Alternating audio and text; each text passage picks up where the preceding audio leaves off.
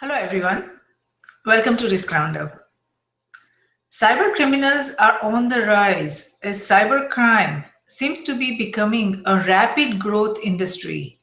Cyberspace has brought an increasingly appealing opportunity for criminals, activists, and terrorists motivated to make money, get noticed, cause disruption, or even bring down any individual or any entity across nations, its government, industry, organizations, and academia, in short referred to as NGIOA, through cyber attacks. Cybercrime is no longer a dark and secret phenomenon limited to just few opportunities scattered across nations. Cyber criminals are now serious professionals.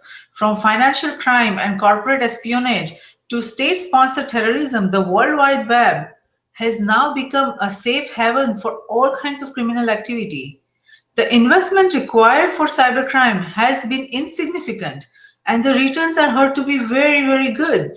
In addition, the lack of global security framework across cyberspace, geospace, and space, in short referred to as CGS, and the absence of global rules and standards is providing a free rein to this very unwelcome industry. The threat posed by cybercrime is bigger than ever, and it's growing exponentially. For each and every entity across NGIOA, there is no escaping the blatant realities of today's interconnected and interdependent world and the complex risk it brings to each one of us in CGS. In 2016, the most successful criminals are those that are able to hide behind the anonymity that the World Wide Web offers, and innocent individuals are far more likely to be victimized in cyberspace than in geospace. Now, when the risks seem to be very low for cybercrimes and cybercriminals, the unchecked growth is costing the global economy billions of dollars.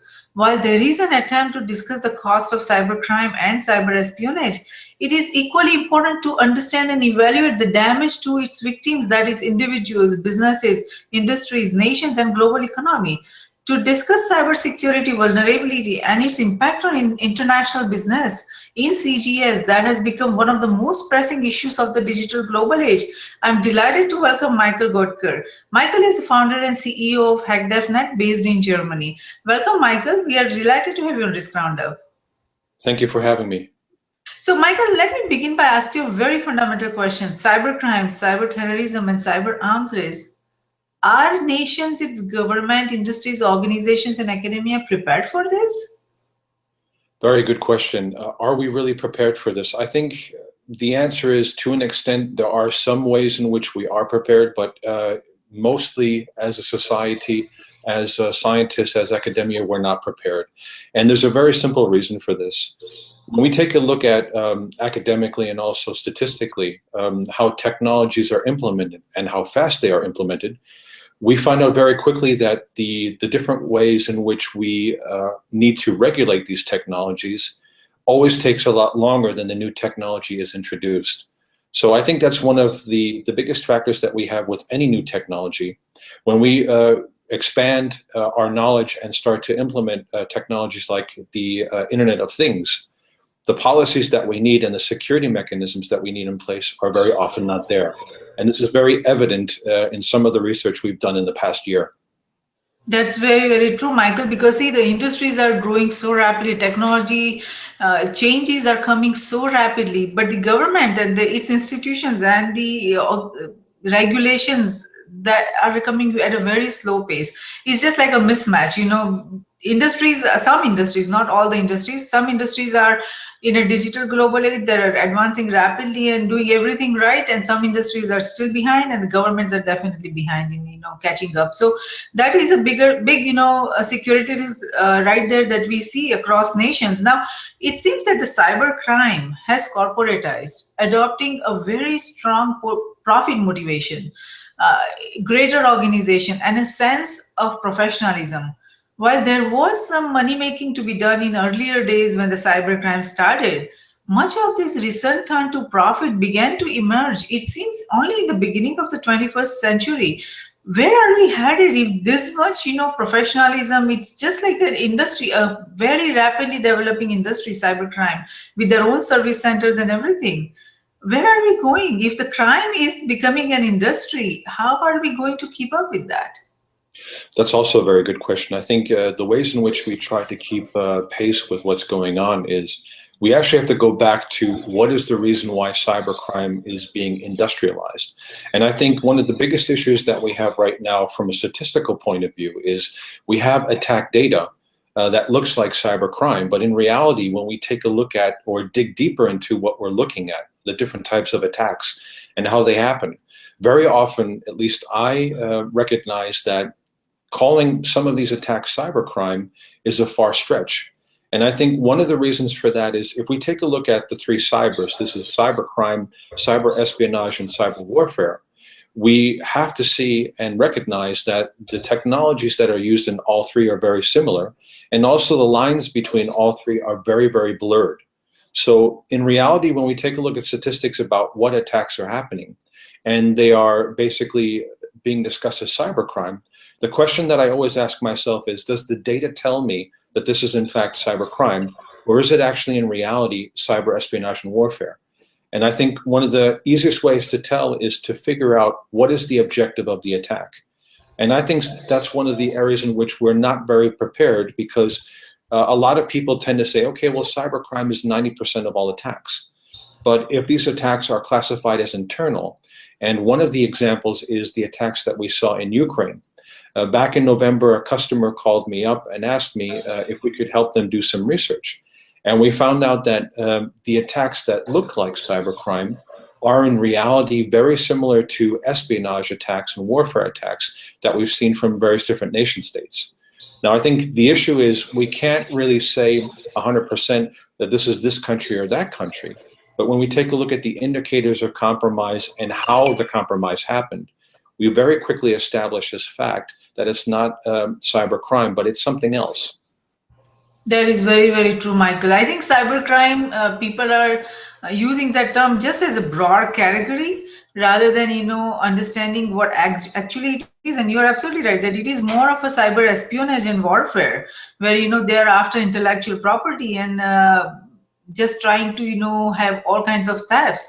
So it is not a petty cybercrime that we are talking about. You're absolutely right about that. Now, it seems that we will just use the term broadly as all the criminal activities that are happening in the cyberspace as cybercrime, but it is not the way we define crime in geospace. It is much broader category here.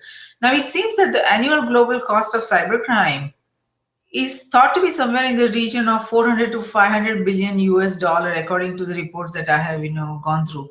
Now the most seriously affected businesses are from sectors not traditionally viewed as targets of cyber attacks. And although the government continues to focus on protecting the critical national infrastructure across nations, businesses in intellectual property rich industries are at a particular risk from this cybercrime, which is actually in fact cyber espionage, as you just talked about it. So from your assessment, which industries and sectors are rich in intellectual property and they are getting hit the most, across nations? Well, we still have the classical companies that are related to defense and also research.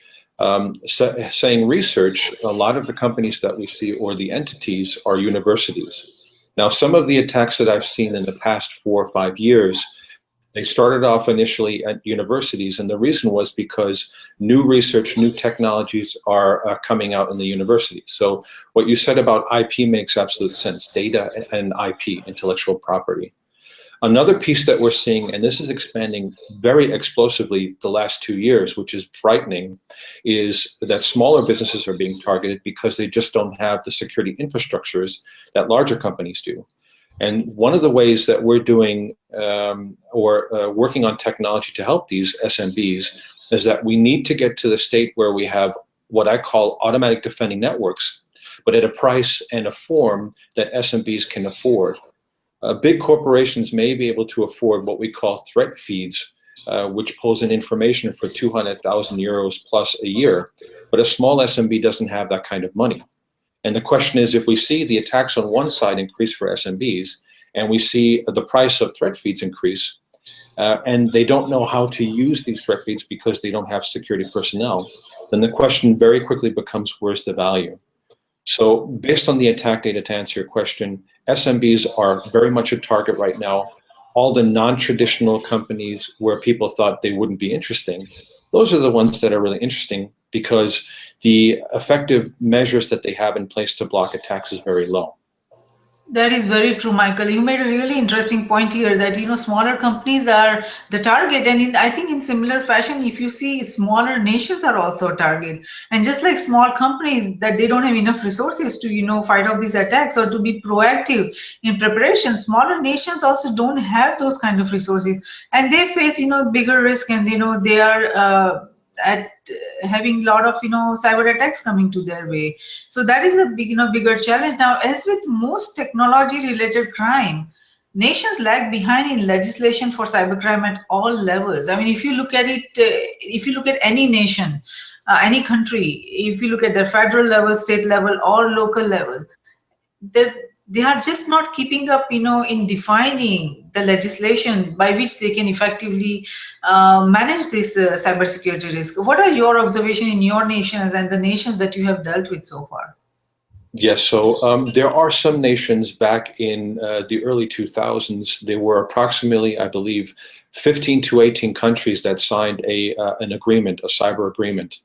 And after a space of time, I think it was approximately 4 to 5 years after the initial first signing, which included some of the standard countries that we would think, we had up to, I believe, 118 countries that had cyber capacity. The biggest issue that we have right now, I think, this is my personal opinion, is that we still don't have a consistent law similar to traditional warfare law that basically states that there are targets that are off limits and targets that are legitimate. And I think that's one of the things that is changing the way we view security. In the past, when we take a look at the internet and the connection of different networks, we didn't have what I call the e-economy. After we started using the internet, we created what was called, excuse me, the e-economy, which means networks that were primarily never connected to each other now were connected, and the opportunity to use that for business was enormous. On the other hand, the dark side of that was that we were now able to attack targets 24/7, every day of the week, 24 hours a day. And this is something that the internet was never built to secure against. So the very basis of this new economy that is so important to every nation was initially built on a foundation that was inherently insecure. And the second thing that we have now is, since the borders are gone, we don't have country borders in the internet. We're trying to scramble each and every individual country, and also bigger countries and groups like the EU, the US, etc., are scrambling to try to find some way, shape, and form to control and govern the internet in a way that doesn't hamper the e-economy. And that's very difficult. It is very difficult, and you're absolutely right about that. Now, it seems that there are efforts being made at establishing international legal agreements like you were just talking about, and there's also an effort to establish guidelines to govern the cyberspace. And many nations' governments are working bilaterally with other countries to try and resolve problems of cybersecurity breaches and intellectual property theft. But I think in my assessment, the fact remains that the international law on cybercrime currently is very weak and asymmetric. Now, amidst the lack of effective cyberspace framework, at this point, I don't see cybersecurity risk management framework that is common across nations, or nor do we have the rules and laws at global level. So how are businesses and industries impacted globally in the absence of effective cybersecurity framework, effective cybersecurity risk management framework, rules, laws, or cyber warfare, laws, or any agreement or any institutions that is supposed to be managing or governing these kind of challenges? Right. So governing these kind of challenges is, as you said, it is probably one of the biggest challenges that we're facing. I think as an e-economy-based society, the two biggest issues that we face are the right to privacy. How do we manage that? And how do we protect nations? Which is something that is so complex, I don't think I'm intelligent enough to resolve that. But it is something we need to discuss. And the second one is the lack of transparency in laws that protect critical infrastructure, nations in their basic form, which equates to an international or electronic human rights declaration. We have the UN. The UN has done some good work in the past and also limiting conventional warfare. Now, the question going through my head is how come we can't manage to do the same thing in cyberspace, but in a way, shape, or form that still keeps all these different businesses open, because small companies around the block, whether it's in India, the US, Germany, or any other country, in the past, these companies have started as very small businesses that were national. Since we have the e-economy, these companies automatically start up as multinational enterprises. And this is something that needs to be discussed, because the laws don't only protect national boundaries and critical infrastructure, they also protect the economy, in which pays for everything that we have. And I would hope that we as a society, as human beings, are intelligent enough to get to the stage where we say, if we create some laws that doesn't limit innovation, creativity, and business, but does protect certain things, that would be more positive than negative. And I don't know why we don't have that yet. That is very true, Michael. That's very true. Now, there are reports that nations will tolerate malicious activity in cyberspace as long as it stays at acceptable levels of loss.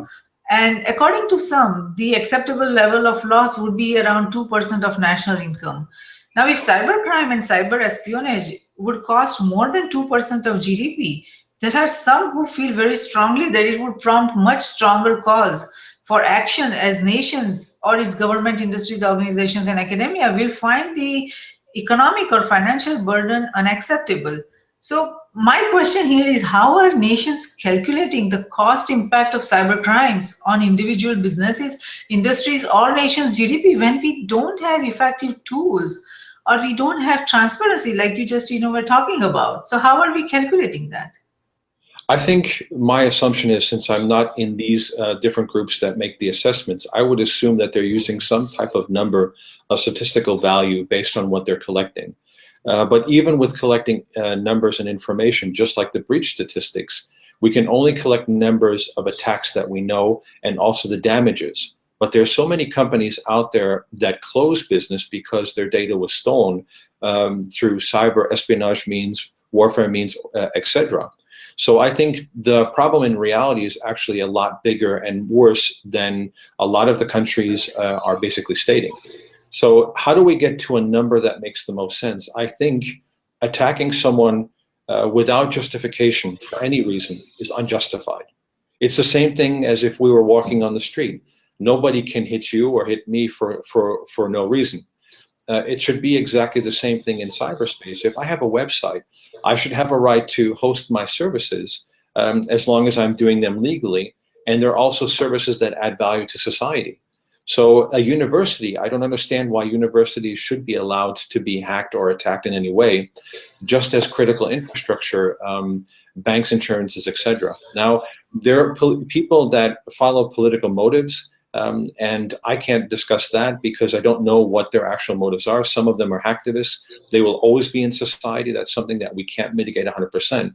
But getting back to your question, it should not be acceptable at all to spy or break into someone else's systems just for the sake of taking their data. I mean, that's the basis of the economy. We can't do that in normal companies, or at least we shouldn't tolerate that.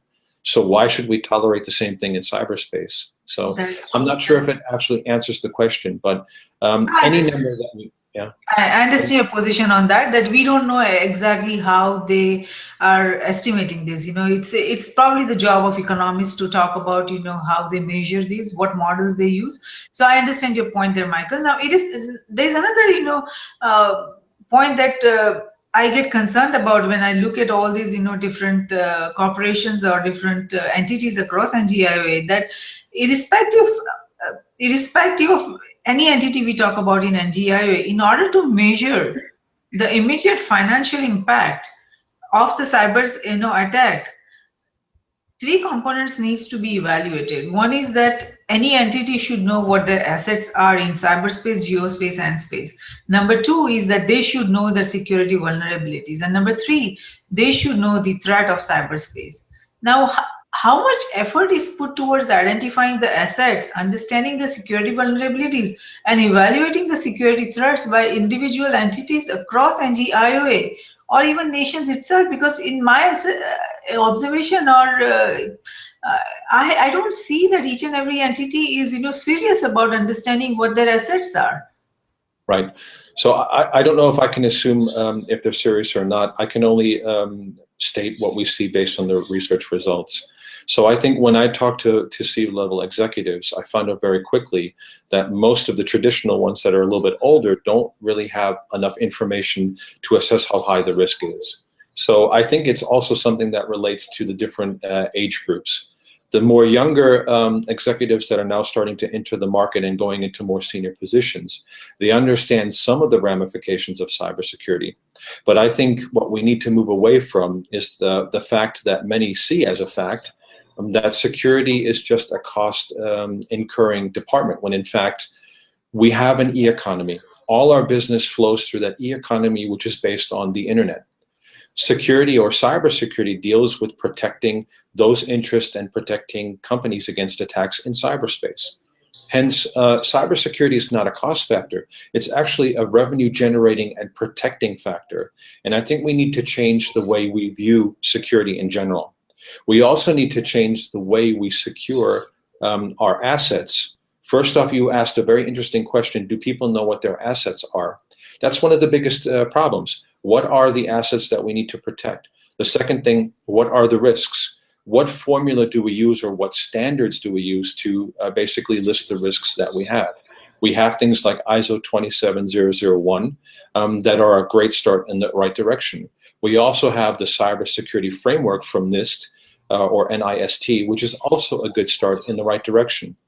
It's centric to or started from the US, but these are things that we also start to implement in other areas like banks, insurances, etc., in the European Union. So I think they're good starts, and I think that's something we can use to start locking down things. But like you said, first off, what are my assets? What do I need to protect? It's data, it's information. If I'm a hospital, it's the patients. It's also the research that I'm doing, those types of things. So I think that's a very important factor that you said. We need to make sure that tomorrow's leadership not only knows that cybersecurity is important and it actually protects revenue, they also need to understand how can they assess what the right solutions and technology and procedures and processes are based on those assets. Right, Michael. Now, it seems that international laws governing cyberspace also provide a means for victim nations or targeted nations, to seek justice and reparations. Now, the first rule in the Tallinn Manual states that nation's cyberspace is sovereign territory. I don't know if it is treated like that, but it states that it's a sovereign territory, opening up the possibility for cyber attacks to be treated with the same seriousness as attacks on physical territory, that is geospace. In your assessment or observation, do you see that cyber attacks have begun to be treated with such seriousness? Well, from a business perspective, cyber attacks, regardless of what they are treated very importantly, because they ultimately try to disrupt operations. From a national perspective, I don't think I have enough data to make an assumption from a global view, but there are some nations that are starting to view this as a lot more important, hence the investments that are being made into a lot of different systems. But I'll give you an example of where we still have a long road ahead of us: maritime cybersecurity. We have, I think, approximately 1.4 to 1.7 million ships that equate to over 90% of our global economics, and also goods that are transported back and forth. Yet maritime cybersecurity is one of the least known and least invested types of security in the world. Now, an example of what cybersecurity or attacks can do to maritime is if they're smugglers or terrorists or other attackers, they can break into vulnerabilities in older onboard systems on ships and basically use that to tamper with GPS signals, which means they go in a different direction than they're supposed to. They can lead them into crashing into other vehicles or into pirate ships. They can also modify details on the loading procedures and cargo that they have, meaning that if someone wants to smuggle something, they can do that as well. This is just a very small example of why cybersecurity is important on the global scale.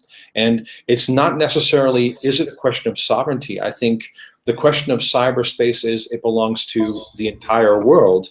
And hence, is it realistic for us to define a boundary somewhere in the internet? I don't think that's possible. We can try, but I don't really think that's possible. And that's probably a bigger issue. That is true. Now, although the motives of cyber warfare may differ, their actions and reactions follow a very standard pattern with cyber intrusion incidents, assuming a variety of forms like cyber extortion, data manipulation, uh, and many other kinds, So it seems that many hacktivists are targeting to apply sufficient pressures to a government so that it grants political concessions. Now, if the government thinks that the anticipated cost of future cybersecurity actions as greater than the cost of considering to hackers' demands, then they will give in and they would do what the hackers want them to do politically. Now, how effective is this approach, and what are the long-term consequences to entities across NGI if hackers or hacktivists are able to, manipulate governments to do things, their way, just by, giving threat of, cyber attacks? Well, in reality, hacktivism and actual hacktivists, we need to separate that, because I think in the last few years, hacktivists have been very murky, the definition. Again, we need to take a look at the data and the indicators of what attacks actually happened. If we're talking about hacktivists, which are trying to use IT resources to push a specific political agenda, then that's where I can agree with you. But we're seeing attacks stamped as hacktivists, when in reality it is government agents that look like hacktivists but are pushing agendas to their means. And this is when we start getting into a very murky, very weird definition of what is the actual attack. Is it really hacktivism? Is it cybercrime? Is it cyber warfare? Is it cyber-espionage? I think a lot of the attacks that we're seeing today, I would classify more under cyber warfare and cyber-espionage than anything else. Because a few years back, I believe in the Munich Security Conference, there was a very good diagram, and I have that on the website, about hybrid warfare. And in hybrid warfare, you have various different means of basically initiating war tactics to influence another country. And part of that is hacktivism and cybercrime. So I think, again, when I say the lines are very thin, we need to take a look at what attacks are happening, and we need to find out what is the ultimate goal. Why is this attack happening? Who's doing it? But what do they really want to achieve? And when we can answer that question through detailed analysis, big data, etc., then we can find out a lot more details about what attacks are we really dealing with. And that's some of the stuff that we're doing.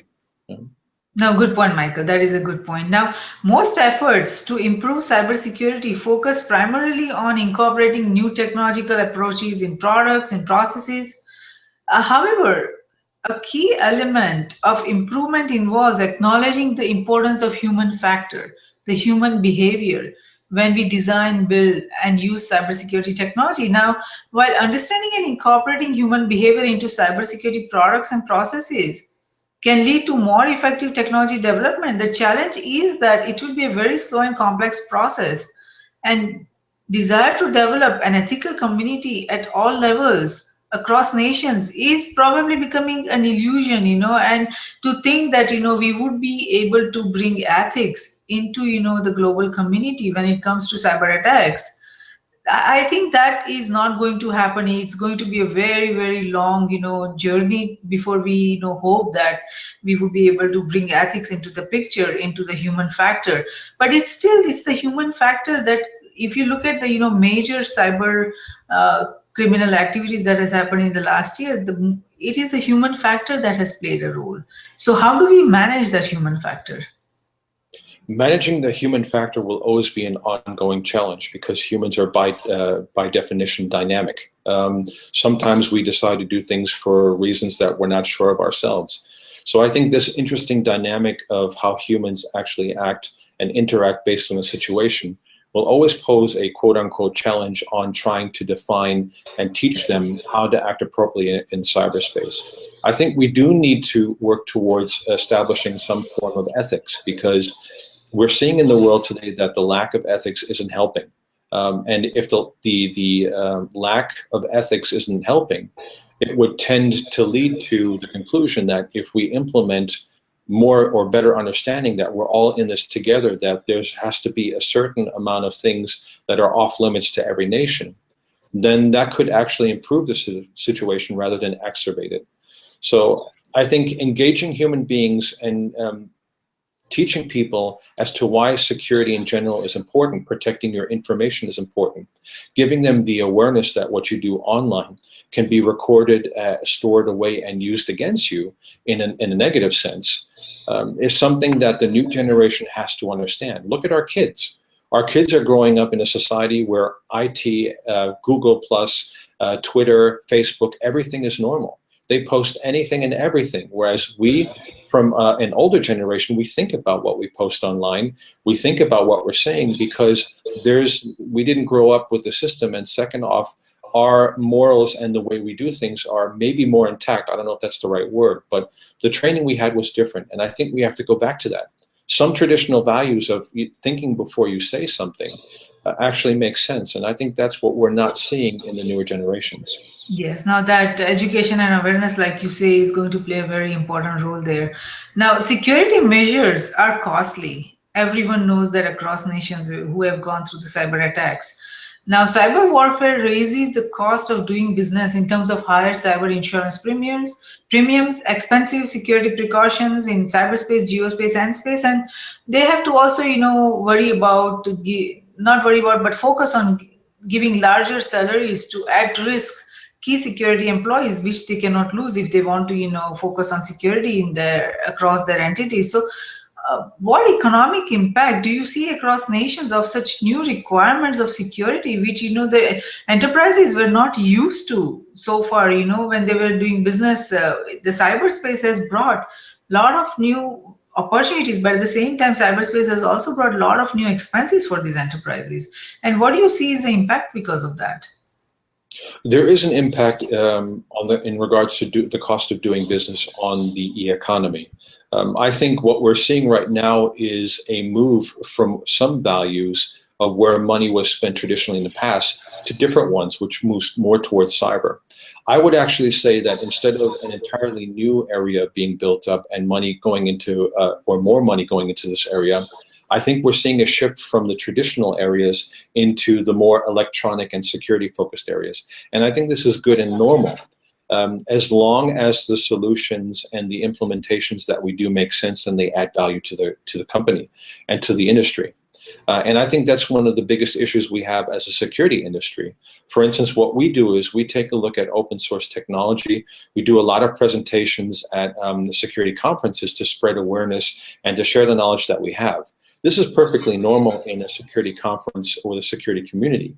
It's not normal in the corporate world because a lot of corporations are used to hiding and not sharing the results to help each other combat, for instance, cybercrime, cyber warfare, etc. And I think maybe that is also a part of the issue that could help us reduce the total cost of implementing security measures, right? So the other thing is secure coding practices that we've been talking about for over 20 years. People are now starting to listen to this. And one of the examples is the Internet of Things. The marketing side is we now have a new product that we can sell and make money on.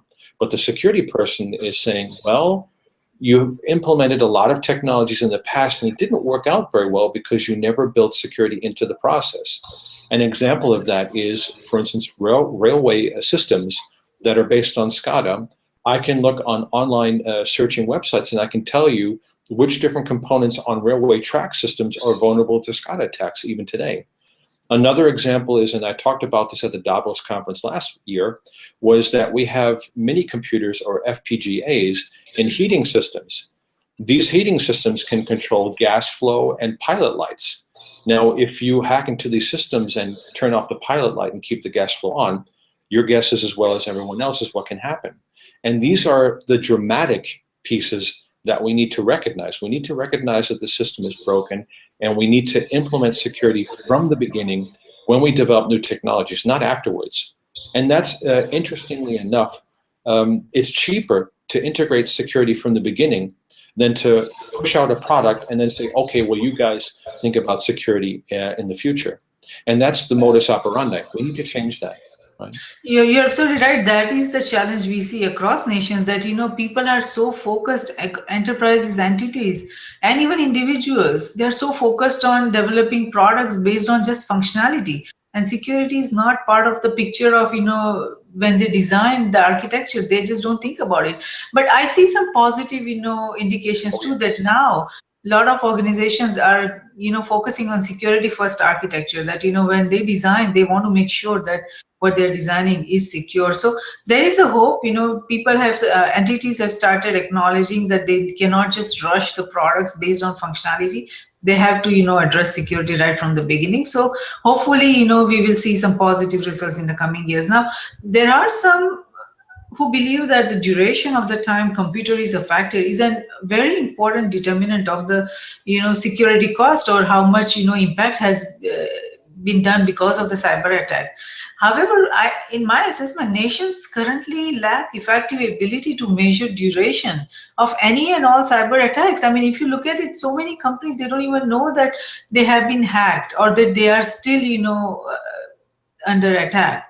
And the how do you, evaluate when we don't have effective tools that can tell you that, okay, whether your mobile, whether your smartphones or, other, equipments are attacked, or whether your laptop is under attack, how do you know that it's under attack? So what is your thought on the credibility of the cost data that is available and incorporated in understanding the financial impact to businesses because of the cyber security challenges or cyber insecurity, if I can say? Right. So I think evaluating the cost of what an attack is, there are multiple factors that we use to basically calculate that cost. Some of those costs are known. There are some institutes like the Panman Institute that publish the breach statistics, which is a good step in the right direction. But as you said, since computers, the way we do business and the e-economy is so complex, it's very, very difficult to put your finger down on an exact number of what the damage actually is. And I think part of the reason is, like you said, a lot of companies don't know or recognize when they've actually been breached. And a lot of the smaller companies that are trying to protect their IP, by the time they find out almost a year later, sometimes 2 years later, the data has already been stolen and someone else is building the same product. And I've had this instance at quite a few of my customers in the past. So on the one hand, the cost factor is a difficult one. All we can really do is figure out what systems are affected, if there's any downtime, what are our assets. It goes back to the same question you asked last time. If you know what your asset is, you can evaluate the value of that asset. If you can evaluate the value of that asset, then you can use a standard template like risk management processes, and you can start to build a list of the different risks that you face. When you build that list of risks that you face, then you can also create a theoretical damage that will ensue based on the value of that asset and the likelihood of a risk being used or breached or used in an exploit. If you do that using standard technology, this is not rocket science, then you can actually create a very tangible budget that you can use for cyber operations or for cyber defense. And that's one of the things that we do. Unlike, I don't know if other companies don't do this, but what we do, and it seems to be very unique, is that we always use standard processes. I'm a very big fan of using a standard process from penetration testing all the way up to evaluating what is an asset. When I know what an asset is, then I can start to protect and monitor what is normal for this asset. And then I can start to use that information to find out and tell customers, okay, by the way, there was a query that was going to a command and control server that we know is a bad server, and we think that you've been infected. Your antivirus hasn't caught the infection, but we can tell from the traffic that you're already infected. We block the traffic. Now you need to do something on your site. And that's what we do with technology that doesn't really cost that much. In using open source, we can ensure our customers, even though we add our own components and IP to the mix, that the likelihood of no backdoors is a lot higher because it's the community that's managing the software. And it's also been tested and it works. And these are some of the things that we can work against those different types of attacks, right? So in conclusion, managing the cost of cybersecurity will basically decrease the total cost of owning that system. Managing your assets and identifying your assets will also reduce the effect of attacks as they happen. Implementing procedures to protect those assets will decrease the money or the damage and that it ensues from a cyber attack even further. So we see, again, it doesn't have to be expensive. Use standards, use processes, procedures, use risk management approaches. They all make sense, right? And also awareness and education. And then the last piece is lifelong learning, the ability to constantly train yourself and learn new things. Some of the research that we've seen on the management side says that those security teams that are more successful have an open, innovative, and creative atmosphere. They have leaders that tend to be more servant-based leaders than the old traditional forms. And this is also something that can help us reduce the cost of those damages and also reduce successful attacks dramatically. Those are good points, Michael, that you made there. Now, let me ask you this: how would you calculate? How would you tell or how would you tell organizations or any entity across NGO to calculate the indirect cost of cyber attacks? Because indirect cost of cyber attacks may also include financial harm to individuals and institutions other than the immediate target of an attack. For example, an attack on one firm's computer network may affect other firms up and down the supply chain within and across sectors and industries or nations also. Now, when credit card data is hacked or an internet service provider goes down, consumers suffer cost. So from an accounting perspective, these do not count as cost to the target firm, but from a policy perspective, they can be very significant. So how should nations manage these indirect costs of the cyber attacks?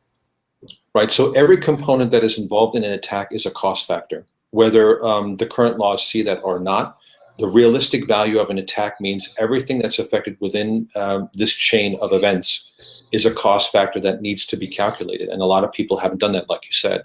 I think the faster or the better way that we can get to calculating total cost is starting off with the first question, a very basic question. What's the value of our personal data? What's the value of my privacy and my data as a person? Then calculating that all the people that are affected by these events, and also calculating all the different segments within this attack that were affected, and to try to get to a bigger number, right? So maybe a good or an interesting approach that would warrant further research is finding out what's the value of us electronically as a data set in the internet, as a data set at the customer side or at the telecommunications side, right? So if we can get closer to that kind of perspective, then we can actually start to realistically calculate what is the cost of an actual attack. Right now, the breach statistics say that an attack can be anything from $150 to over $250 per breached record. Now, I think the cost is a lot higher, but nobody has actually attempted to calculate the entire cost of a breach, because there's various different factors that are involved in a breach or in an attack. And in order to calculate that financially, you'd have to take every component, calculate it, assign a value to it, calculate it, and then you'd find out what the actual cost of that attack is, right? And then you have the traditional areas that we already know: downtime, how much does it cost if I have servers that I have to pay for every month, the energy that I use to power those servers or resources, the people whose salary have to get paid. I mean, those components are well known, but the individual, what is the value of a data set of a person? We don't know that. That is true. That is true. And also there is the opportunity cost that we'll have to consider. If there was a cyber espionage, intellectual property was lost, then, what is going to be the impact for, that business or the industry or even the nation, because some intellectual property is vital for national security. So there are a lot of factors that we need to evaluate, to understand the actual cost of the cyber attack. Now, there's another point that we did discuss about the governments lagging behind in, regulations and all that, but there is also another part to it, that the compliance driven models, all nations are so focused on compliance driven, risk management, that the compliance driven models for protecting institutions from cyber attacks, I think, and there are a lot of people like me who think that they're becoming less and less effective. In spite of that, there seems to be lack of desire to bring any changes to this seemingly ineffective compliance model. So how can any entity across industries be able to develop cyber resiliency in the shadow of compliance driven models? Because if you see risk management how we practice risk management, what areas we practice in risk management. If you look at it, that all entities, all enterprises across industries and nations, they focus on financial risk, they focus on operational risk, compliance risk, and legal risk. Those are the only areas that are addressed heavily. But if you look at the overall risk profile, that makes up only about 25% of the risk of that any entity or any enterprise could be facing any single day. The rest is strategic security. What is the most important area of risk management is the strategic security risk management, and that plays such an important role right now in the cyberspace, because cyberspace is changing all the business model, all the operations model, all the way how we do things, how we bank, how we make friends, how we communicate. Everything is changing because of the cyberspace, and that needs to be the biggest area of focus, because the strategic risk, the business that you have, the business model that you have, the service that you have, products that you have, what are the threats to because of the cyberspace? What are the threats because of this technology that is coming because of the cyberspace? So those kind of risk, the strategic security risk, that needs to be at the heart of every risk management approach, but it is not. If you look at the NIST framework, or if you look at the ISO, each and every risk management framework that you see, that lacks that. And that I see is the biggest risk that we face right now.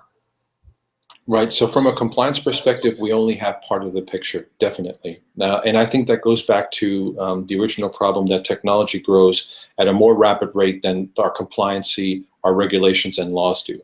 So I think there's some laws that we need to have difficult discussions on and finally sort out. Once we have those regulations sorted out about how we define cyberspace and how we define the limitations of who's allowed to attack what based on what reason, if we ever get to that question mark, that would make some things a lot easier. But at the end of the day, as soon as you connect a computer to the internet and you do something, you're already at risk, and you need to have this awareness that that is the reality that you face. If you look to compliance to basically give you 100% security, that's not really going to happen, because compliance will ensure a certain part. It could never really ensure that everything is 100% secure. So I think one of the easiest ways that we can move towards something like that, besides using standard processes and procedures that are documented, that are known, that everybody knows what to expect, which is something that we still need a lot to work on. The other thing is to basically use what we've learned in some of the research in the past, that successful teams are creative, they're innovative. Successful security teams also have a proactive security mentality. That means employing people that can attack their own computers makes a lot more sense in this world that we live in, because we need to attack our own systems and test the security so that someone else doesn't do that before us. And I think that's another thing that I mean by we need to change the way we train security and build security teams. We need to look at security as a proactive thing. We need to look at security as a way, shape, and form of using people that are creative, that are dynamic, that understand that the reason why antivirus doesn't work and firewalls and UDS, IPS, etc. don't work is because the nature of threats are constantly evolving. And the reason why they're evolving is because we have cyber-espionage and warfare mixed into cybercrime, which makes it very difficult. So when one attack is known, it gets reverse engineered and it goes into the next area, right? So it's a very evil cycle that we also somehow break. Hopefully we can. So in conclusion to that, so proactive security teams are definitely a way forward. Understanding that the regulations and also the standards that we have are only a small portion of that. And lastly, using the security community. I keep on saying this. Why don't I see enough corporations and people just sending their folks over to B-sides and other security conferences? I mean, it makes a lot of sense. You know, touch base with the people that are involved in the trenches every day of discovering these attacks. I mean, you know, we don't bite. Yes. These conferences, they don't cost a lot. Usually they're for free. And the interaction makes a lot of sense. Yes, yes, it does. Interaction makes a lot of sense. Now, let's go back and, when we started this dialogue, we talked about how people or how entities across nations, they cannot differentiate properly whether what is a cybercrime or what is a cyber espionage. So for the benefit of our global viewers and listeners, let's go through each of these.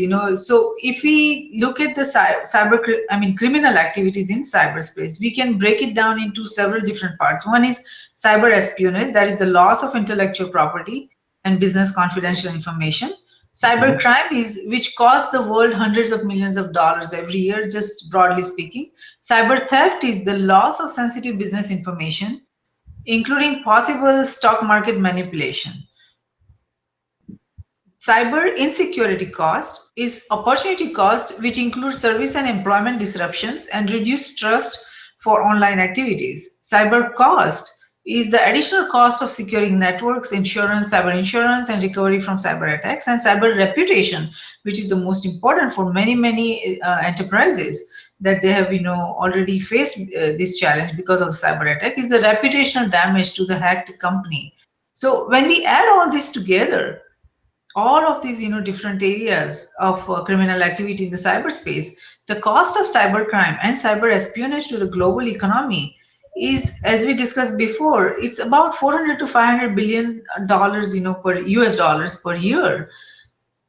Do you have any data, or do you have any information that can help our viewers and listeners understand these fragment better, that it's because of the how much is because of the cyber reputation damage or how much is because of the cyber theft? Do you have any data available? We have data, but I think it's very difficult. Alone from the different areas that you discussed, determining what attack is what is very difficult. And it always goes back to what is the motivation? What is the ultimate goal of an attack?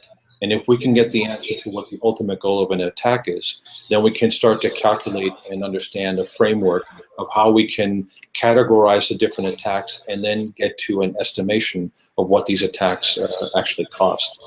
And we're a little bit farther away from that right now, but the more research we do in correctly classifying the attacks and also discovering from information that we can collect through the attack, the better it is and the faster it is we can get to a better model of determining what attack is what based on which indicators are compromised, and then what does the attack actually cost based on statistical data, based on actual historic data. And that's what we're working on. Right. Now, it seems that cybersecurity risks perhaps threaten the greatest transfer of wealth in human history. Cyber crimes against banks and financial institutions probably cost hundreds of millions of dollars every year, and there's a lot of there's not much transparency. I mean, no nation is going to come and say that, okay, our bank was hacked and we have lost this much. I mean, that is something they are trying to not share the information. So cyber theft or intellectual property and business confidential information also cost developed economies billions of dollars. This is unprecedented, but I think the bigger challenge is to what is happening in the developing economies where they don't have much security, where they don't have much awareness about this. What are your observations about the impact that these cyber crimes, all these broad category of cyber criminal activities in cyberspace, what kind of impact it is having on the developing economies? Yeah, as a concluding answer, I think to this, I would say that security has to be, or security awareness has to be prevalent throughout the entire societies or the entire world. I think that cyber attacks, they impact everyone globally, and it's not just a national thing. And I think the closer we can get to an understanding that everyone needs to be at least cyber savvy to an extent to understand how high the risk is, and also to build through academia, through training programs, through corporations, teams of people that can actually help protect each other. And I think that's what we need to get to. I think that's a big step in the right direction. And that's some of the stuff that we're doing. So the research that we do, some of it we supply and give back to the public. We also collect a lot of information from the darknet and the normal net about what attacks are going on, so that people can protect themselves. We like giving our customers information that their passwords have been hacked or their accounts have been hacked. And I think that makes the most sense. So being collaborative with the information that we find, building mechanisms, procedures, and training programs that can help everyone, train everyone up to be aware and to use that awareness to protect and detect attacks. to protect themselves and to also to detect attacks.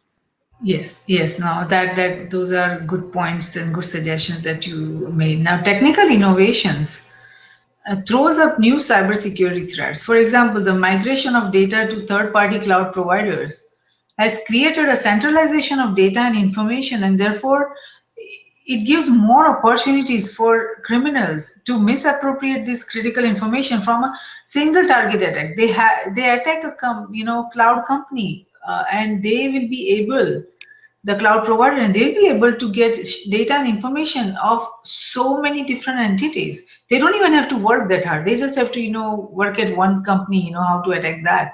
So the emphasis on mobile services also has opened up corporate systems to more users, just like cloud providers. So mobile security threat and the cloud security, those are two very critical areas. So they add so much complexity to cybersecurity risks.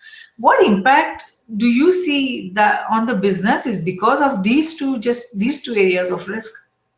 Okay, so mobile security is definitely a very interesting topic. It's also the topic that we need to stress a lot more than we have in the past. A lot of the attacks that we're seeing statistically target the mobile platforms more now because the security on these systems is also very lax. So the business impacts of not securing smartphones and mobile devices in general is one of the biggest risks that we face. And it's also one of the easiest ways to break into a network. So yeah, definitely an area that we need to concentrate on more. And the antivirus solutions that we have right now don't protect against the really interesting attacks. That is true. Now, let's talk about big data a little bit, because I think big data is putting a lot of pressure on security managers as they have so much of sensitive data about buyer decisions, their habits, all the, every single thing that they do, during their day, or, what activities they do, what their interests are, any and all personal and professional information that they have to keep it safe. Now, but until recently, security was not a top priority in systems handling big data. How much vulnerability this has created for entities across NGI? Because even the big data companies, they were not focusing on security. They were just focusing on the data. So what is the vulnerability that has created for each and every one of us, across nations? Right. So the more data we collect and the more detailed that data is, the higher a target that data collection actually becomes. So I think that's where the ethics comes back into play. The more data we have, the more we are responsible for protecting that data. And we also need to determine that the data that we collect is not used for offensive purposes. And that's one of the things that we're very, very specific about in our ethics. We collect a lot of data that can be used in two different ways, in positive and in negative ways. And I would like to equate that to basically the scientists that work on the Manhattan Project. They thought that they were working for humanity. In reality, some of the technology that was done there resulted in technology that was used in warfare. And I think we have a responsibility as those scientists to make sure that we work with the data responsibly, lock it down, and try to make sure as much as we can that it's used for defensive purposes and not offensive purposes. And that can happen very quickly. So, yeah. Yes. I'm sorry, yes, my battery is about to die. Sorry about that. Oh, you don't have a charger with you? No, I don't have the charger with me. I really apologize for that. Let's wrap it up quickly then before why don't you, it seems your company, HAKDEFNET, we were talking before the session started that it's doing some interesting work. Would you like to share that information to our global viewers and listeners, what your entity does and what your goals are? Right. So basically what we're doing is we're creating what's called a cyber risk intelligence platform. So this basically collects information about all the different types of attacks that are going out there. It also dives into the deep web or dark web as well as the normal web and collects information about what attacks are going on, how these attacks are happening, and also gives people the opportunity to discover that their data is either exposed or that their data is about to be exposed. So cyber risks are different than cyber threats because cyber threats are more of a network-based information, but cyber risks include a lot more components. And that's what we're building right now with what we call Cyber Insight and the CyberView technology. The caveat is that as we collect this information, We only give people that need to know relevant information about themselves access to their own data. And we limit very much who has access to data from other people. So we don't give access to other people. We only give access to customers. And I think it makes sense because we haven't seen any other solution out there. So using collection, using algorithms, using logic to dictate or to discover what risks are out there, and make these risks relevant to the user, right? So why is an APT attack in Ukraine relevant for someone in the US? Why is an attack in the US on Microsoft relevant to someone in Brazil? You know, why is an attack like the Panama Papers relevant to everyone, even though we don't have accounts or anything like that? So collecting information neutrally in a very unbiased way about what threats and risks are actually out there, and make it actionable for the person reading it, and make it relative to what they're doing, and also give them timely information so they can automate defenses based on that information. So that is a really good information, and I think it's a very good initiative. Michael, thank you so much for spending almost an hour of your valuable time and sharing your thoughts and analysis for the benefit of our global viewers and listeners. I'm sure they're going to benefit tremendously from what you had to say. And Michael, in future, as we do more research, as we come across more information about how the cybersecurity, cybercrime, cyber criminal activity in the cyberspace is impacting international business and other areas of your interest, that you would be willing to come on Risk Roundup and share your insight again for the benefit of our global viewers. So thank you so much, Michael. Thank you so much for having me. An honor and a privilege. Thank you.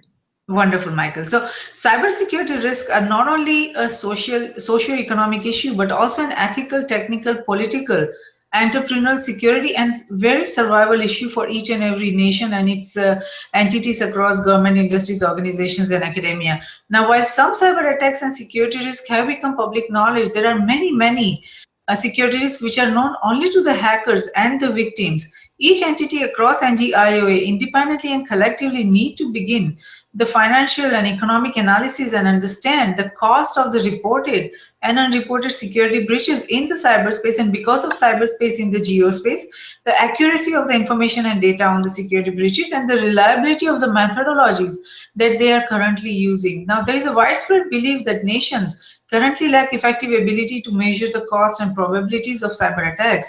Moreover, there are no standard methodologies for cost measurement, and the estimates of the macroeconomic or microeconomic cost of cyber attacks are largely speculative. The challenges and complexities of evolving cyber criminal threats and security has crossed the barriers of space, ideology, and politics, and it demands a constructive collaborative effort of all stakeholders across NGIOAI. Now, cybersecurity requires an integrated NGIOA approach with a common language across CGS, that is cyberspace, geospace, and space. Now, while appropriate hardware and software is a fundamental necessity, establishing effective cybersecurity framework, integrated NGIOA risk management approach, structured processes are even more important. Now, Risk Group Cybersecurity Risk Research Center and Strategic Security Risk Research Center are created for this very reason, so that we can collectively identify, evaluate, and manage the risk facing NGIOA in CGS, and we can discuss, debate, and define necessary framework, structure, processes, tools, and technologies to manage the security risk of not only the digital global age, but also of the coming technological superconvergence. And we can invite very accomplished executives like Michael to come on Risk Roundup and share their insights for the benefit of our global viewers and listeners. We at Risk Group believe that risk management, security, and peace walk together hand in hand. Though security is related to management of threats and peace to the management of conflict, risk management is related to management of security vulnerabilities as well as management of conflict, and it is not possible to conceive any one of the three without the existence of the other two. All three concepts feed into each other. We believe that the security we build for ourselves is precarious and uncertain until it is secure for everyone across nations. Tradition becomes our security, so if we build a culture of managing risk effectively, it will lead us to security, and security will lead us to peace. Let's manage the existing and emerging risks together. For more information on the Risk Roundups, to watch the Risk Roundup videos, or to hear the Risk Roundup podcast, please go to riskgroupllc.com, and do not forget to subscribe and share. Until next time, I'm Jayshree Pandya, host of Risk Roundup, signing off. See you next time. Thank you.